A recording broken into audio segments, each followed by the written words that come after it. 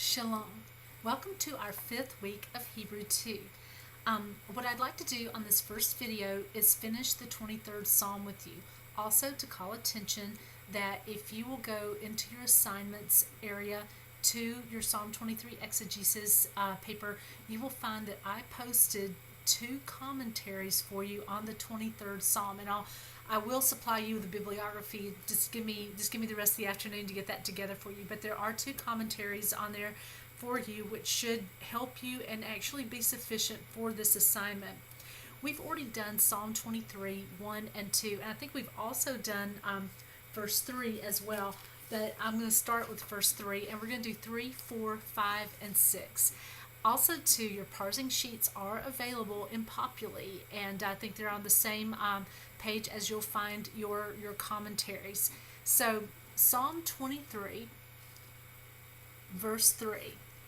The first word there is nephesh, my soul. And nephesh is one of those important Hebrew words that we have already learned in vocabulary. Nephesh means the totality of who you are. Now, it is a noun, and so there's no need to parse that. But the next word, ishbak, ishubab, I think would be the best way to say it. You will need to translate that. That's a polel. It's not one of the seven major stems that we learn or talk about in Hebrew. It's one of the more minor or insignificant stems, but nevertheless it is one that exists. Polel, P-O-L-E-L. So this is a polel imperfect, third masculine singular from shuv, sheen, wa, and beth.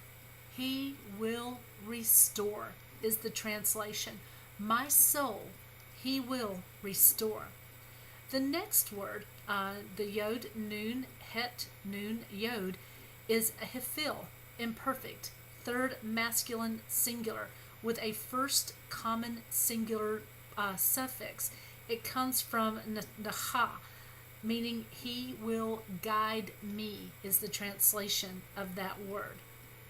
The next is more of a phrase, and you see it joined by the maketh. The beth in Megal, wagon tracks, Zadok, in wagon tracks of righteousness. And we often translate that in paths of righteousness, but in paths or in wagon tracks of righteousness. The lamed in the next word prefixes for the sake of Shem, his name, for the sake of his name. So, my soul, he will restore, polel imperfect, third masculine singular. He will guide, hefil imperfect, third masculine singular with the first common singular suffix. In wagon tracks of righteousness for the sake of his name. And you might translate that, he will restore my soul. He will guide my paths, or he will guide me in wagon tracks of righteousness for his name's sake. The next verse, verse 4, is a little bit longer. Get this up here for us. There we go. And I'm going to focus on just the Masoretic text word. That first word, gam, even, and then the next word, kal, imperfect, first common singular, though I walk. The beth, the baga, the beth is a prefix in the valley. The next word, zalmath, death shadow, or shadowy death. Even though I walk in the valley of death's shadow or shadowy death. Then this next word, lo ira. It's a kal imperfect, first common singular, I will not fear. The lo is your negation, and then fear. I will not fear. Ra'ah, evil. Because you, with me, Shabbatak your rod and your staff, they, and this is a PL, imperfect, third masculine plural with a first common singular ending, will comfort me.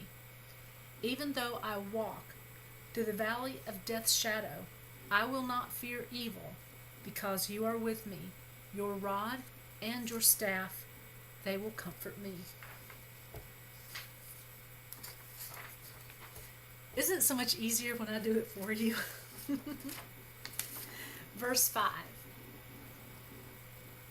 And again, I'm just going to kind of crop out there so you can follow along with me. The very first word at the top, Cal Imperfect, 2MS, you arrange. This word comes from Arach, Ayin Resh, Final Kof.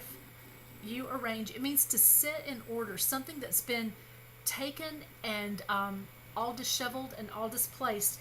You arrange, or you set in order before, and the implication is before me, a table,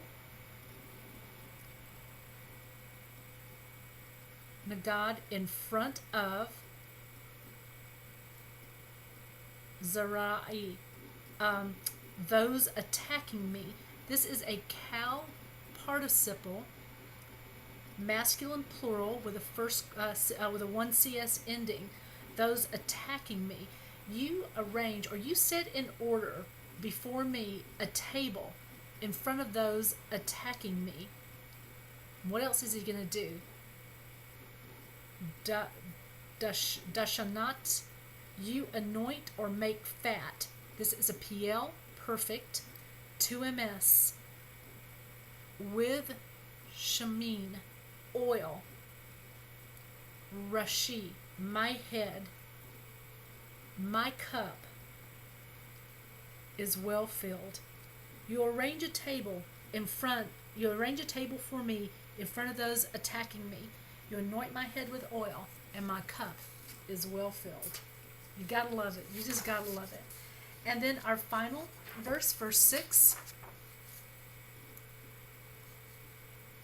Surely, Tov, goodness, Wahesik, and mercy, Cal, imperfect, 3MP with a 1CS ending, they will pursue all the days of my living. A Cal with a wa consecutive plural, 1CS, and I will return in the house of Yahweh for length of days. Surely goodness and mercy will pursue me all the days of my living, and I will return into the house of Yahweh for the length of my days. And that's Psalm 23. And so you guys have all that you need to correctly do your parsing sheets.